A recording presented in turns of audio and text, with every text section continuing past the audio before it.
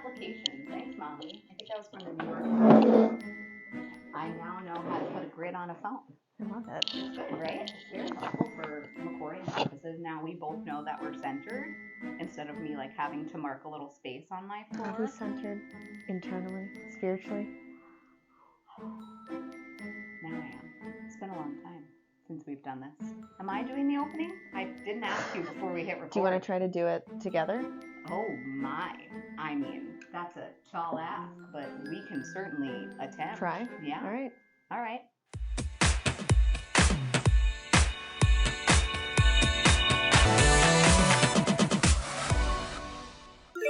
Welcome to Chit Chats. Stephanie already didn't do it. All right, let's try it again. All right. Ready? What's your name? Welcome to Chit Chats, a totally unedited space where we break the cycle of what it means to be a woman together. Oh my gosh. We did it. We did it. Well, today we're talking about partnerships, so I felt that was very fitting. Yes. We have to give a huge shout out for the inspiration for this to Armchair Expert, because Dax Shepard and Kristen Bell. Monica Padman. Oh, Kristen Bell, yes. Yeah, so it was, maybe that was a different one. Is Monica Padman, but Kristen Bell and Dax Shepard don't do the podcast together. Okay. I'm an armchair. She's the Stephanie will expert. Listen when I tell her to listen to an Yeah. episode. They will tell basically, they're just not ashamed of telling people when they fight because they want to be authentic and natural. Yeah. Just like any relationship comes disturbances every now and again. Yeah. I think that's what we're also trying to do right now. Yeah. So do you want to give a little backstory? I do. So it is no secret. Cycle Chats is... What happened to my microphone? Your microphone. Do you knock out your son? I currently don't. I literally put it on. Wait. That is Hold on. really weird. Okay. And we're back. We're back. I apparently You found it was under my butt, so it was getting warmed. What did it hear if it was under your butt? Who knows? That's so really exciting. Future Emily, Stephanie, and listeners, you're welcome. So, kind of to go back, we went into Cycle Chats knowing it was going to be a partnership. And partnerships are really hard in business because unless you two are the exact same in how you work, there's always going to be ups and downs. And so Emily had gone on tour recently and I had started another full-time job. And this is something that has happened in the past, but I think it really came to light. Escalated. Yeah, escalated because we weren't together to kind of nip the little bits of The little brush fires. In so the it butt. became a forest fire. We had to evacuate all of California. I mean, it was, it wasn't terrible. No, it wasn't terrible. But to be fair, I am also on my period. Yes. I just got it today and I was like, oh boy, I'm trying to have this conversation. So in partnerships, there's always going to be, I think, that push and pull. And we had to sit down and we knew this was coming, that we had to have a conversation with each other. So prior to this recording, we had to have some tough conversations with each other about, are we still in this the same? What isn't working for either of us? Who's overdoing it? Who's underdoing it? And it was, I think if we were two different people and we didn't have the experience that we had through Cycle Chats, I don't know that conversation would have ended with a hug. Yeah. And I think that also goes to show you that a good partnership should be able to have those conversations and you should be able to have the space to have them. So prior to this, what I'm trying to get at is we had a tough conversation with each other about our partnership and what Cycle Chats is and what we expect out of it and what we expect out of each other And too. our friendship too. And our friendship, yeah. Yeah. Because I think when you It bleeds in. Yeah. Oh, what's the saying? It's like, be careful, or what's the number one? Yeah, but it's like the number one rule in business is never go into a partnership. It's something I've heard my whole life. Friends. Yeah, with friends. Because It's difficult. It ruins the friendship. It's like mixing business with pleasure. Yeah. It becomes, which is where the lovely saying comes, don't Crap where you beep eat. where you eat. That was my own beep. Did you like it? Sorry, everyone.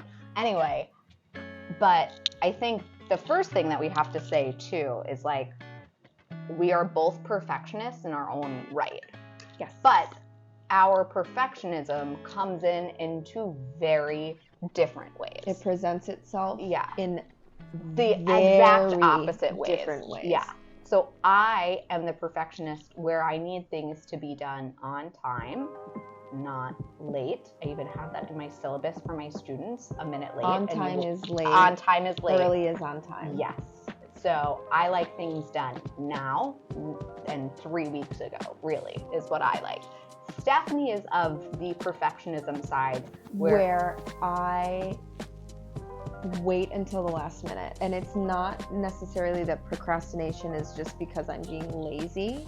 It's because it needs to be so perfect that the thought of it not translating, or let's say I do it and someone's like, well, I still don't like it. There's that thought in me like, if it's not perfect or I'm going to get negative feedback, then what's the point of me even doing it?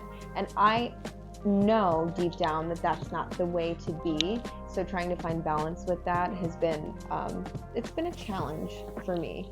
And sometimes I can get it. There are times where I'm on the money. You don't have to ask me twice. It's done 3 weeks in advance.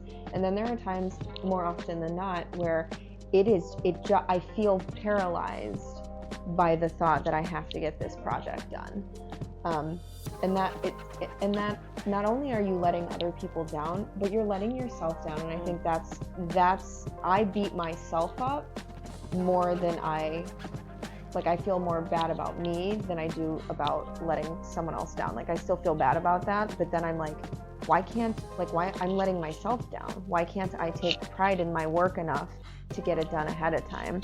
And it's not that I'm doing it out of screw this, but I'm doing it out of I care so much that I just get like so anxious that I don't want to do it at all, because I'm like, oh my god, wonder if it's not perfect, or I know I'm going to spend 8 hours on this one project, and I start to hyper focus. So that's like a little bit of how I deal with things, and I know that can be very frustrating for someone who is very type A, type get it done ahead of time, just do it, why wait when you can, what is it, why put off what you can do today.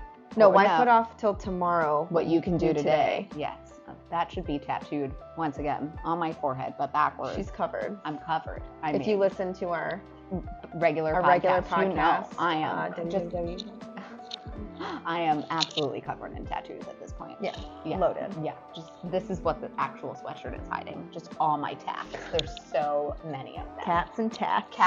Were you the one that sent me the Kristen Bell thing of her being tattooed this whole time? That was amazing. And she was getting covered, someone was tattooing. Funny. We'll have to put the link. We'll link it down below the video. It made me laugh. It was a great funny. chuckle because I like her very much. So it was and just if she's out funny. there and she happens to watch this, we'd love to collaborate with you. Hi, you're a very nice person. I like the way you use your celebrity. That too. Can I have your skin? Demonetized.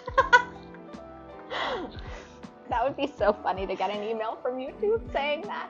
They're like, couldn't even get monetized to start with. No, you talked about cannibalism. Get out of here. But no, it was a difficult conversation, and it's something that I have been talking to my husband about.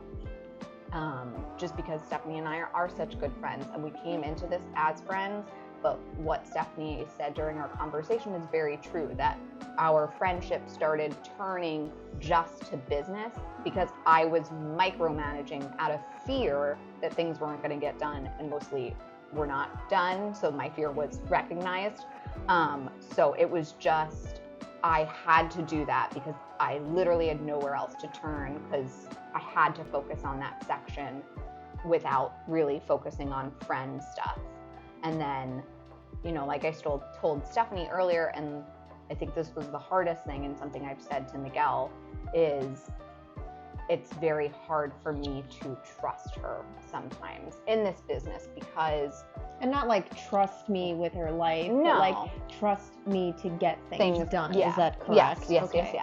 So it was just... If you don't trust me like in general, then I mean, I don't think you put anything... dead.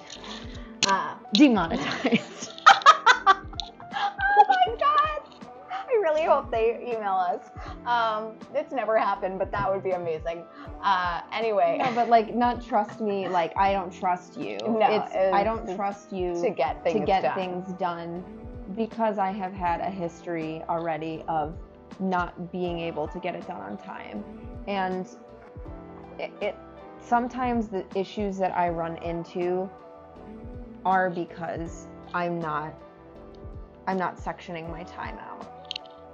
And you know, it's hard to hear that from your friend, but it also, if you can recognize that that is a trait in you.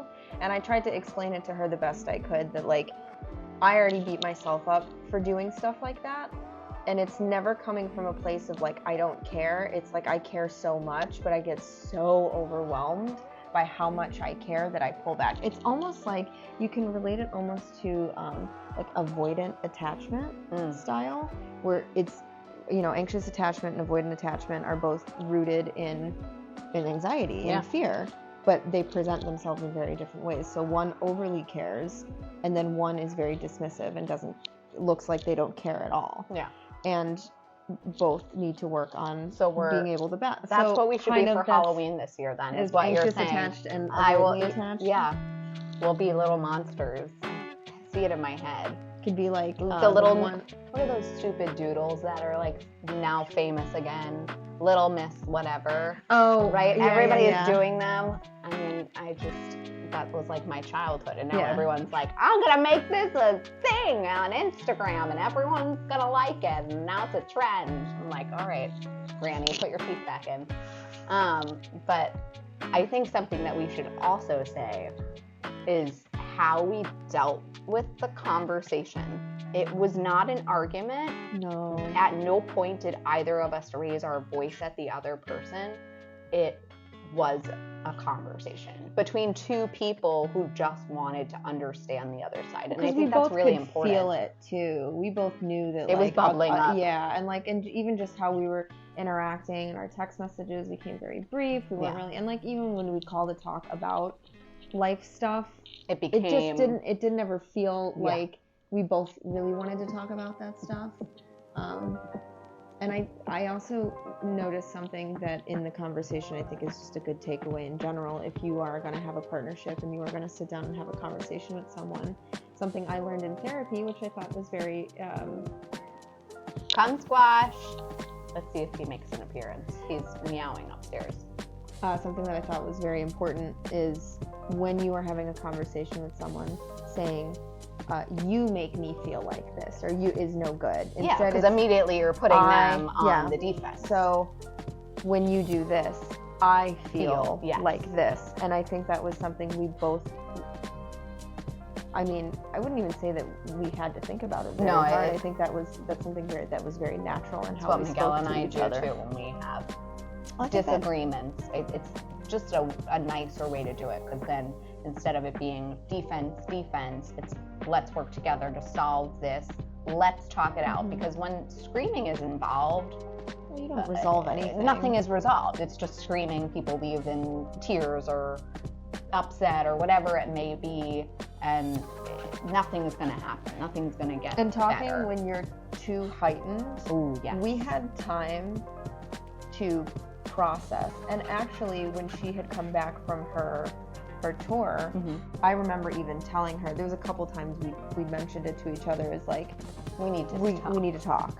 And so we had time to process a little bit of what we were going to say. Like, I didn't sit there and like pre-plan everything I was going to say, because I knew inevitably emotion was going to take over, but I knew the main points I wanted to get across, and that was received well.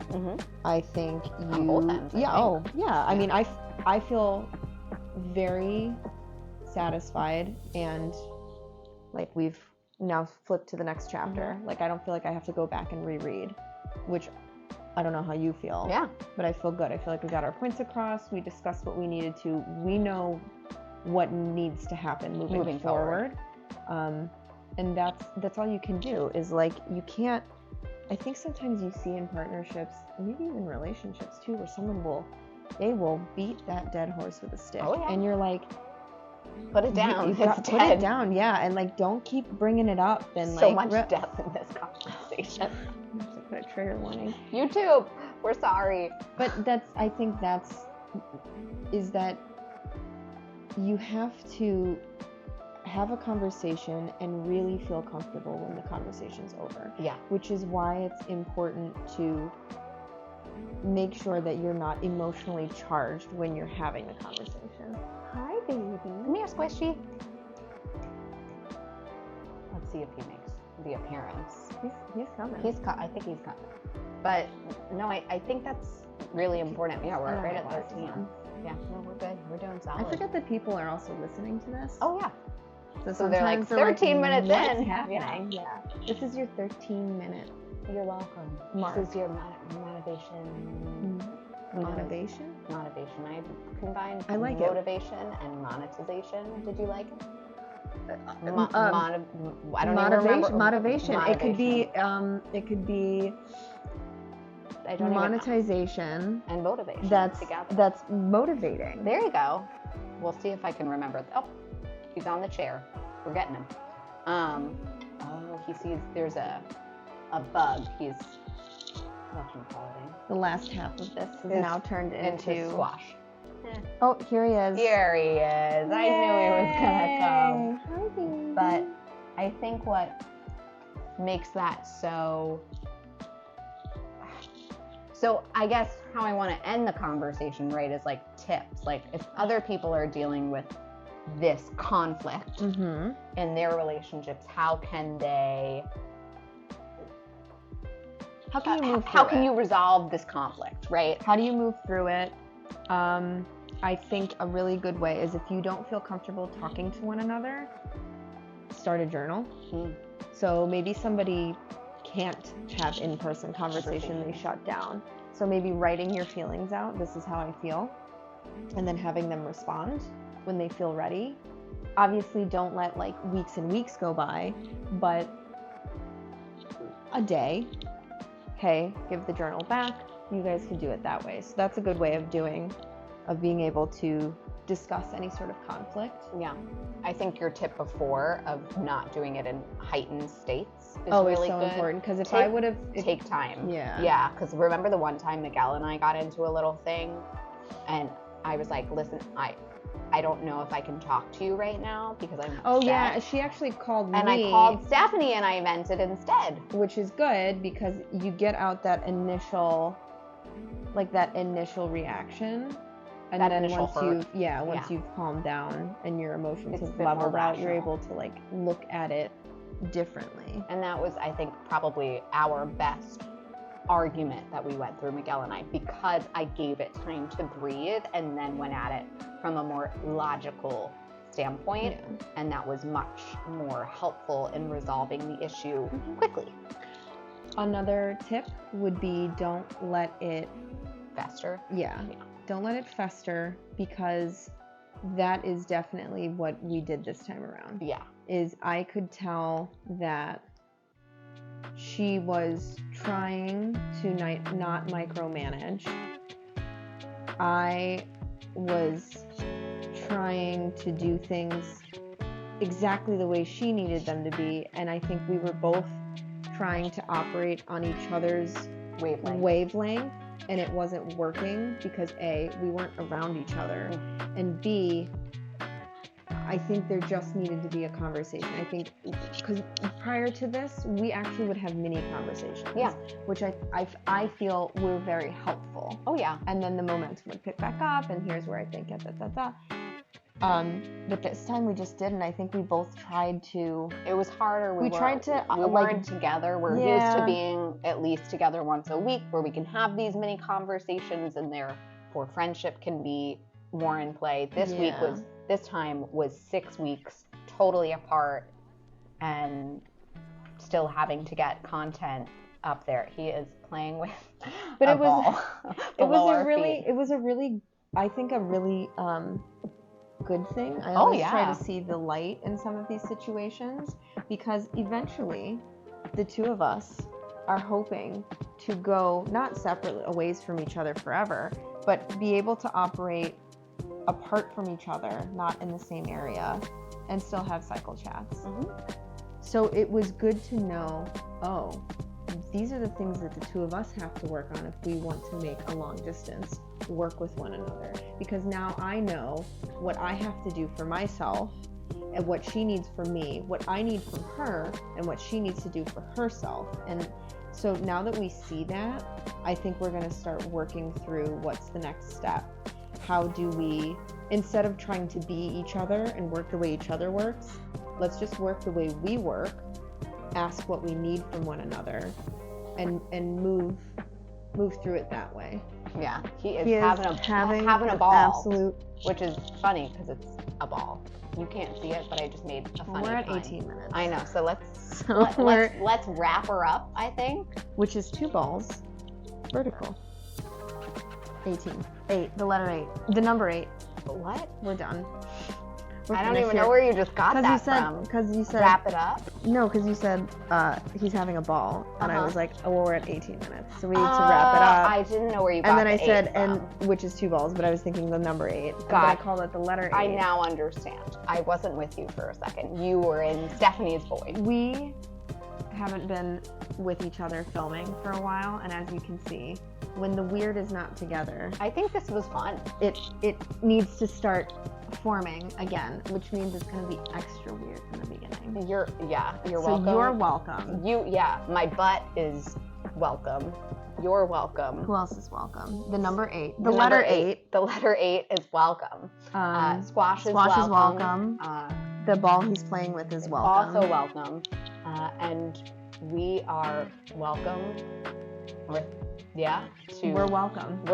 We're welcome to DMs. We're welcome to inviting you to subscribe, to comment below. Let us know on a scale from 1 to what are they talking about. Let us know what you thought. Yeah. And also let us know what you want to see from us. What kind of content? Yeah, what conversations do you want us to have? We're open to doing things that you guys want to hear because I have a whole list, but that doesn't mean that it's going to be the topic of conversation that you want. So let us know what part of this you really liked. If you like our weird ramblings and you want us to just do an episode where we talk absolute nonsense to each other, we're the queens I'm of open. that. Yeah, I'm open. Welcome. 8. You're welcome. 11, 12, 13. I can count. And as Stephanie would say, make sure to like, comment, subscribe, right? Did I do that here somewhere, wherever she puts it? Hit that notification the bell little belly thing. to let you know when you are welcome to a new video of ours. Yeah, and check out our website, www.cyclechats.com. I did that in an episode too, where I only put 2 W's. I said it because I didn't care about the third. And that W was not welcome. Yeah, that was welcome. Ill welcome. Welcome. And then also reach out to us on Instagram. That's all Cycle Chats, lowercase, no space, and we are there to put some content out there. And we're excited to see how far we can bloom over here. So, ladies, gents, anybody else in between, welcome to our weird conversation. And as always, we hope you sync up with us next time. They probably heard that way better because my microphone wasn't in my butt. That's for Patreon. And I have ulcerative colitis, so you're welcome. Mess. And I loved every minute of it. Oh, so good.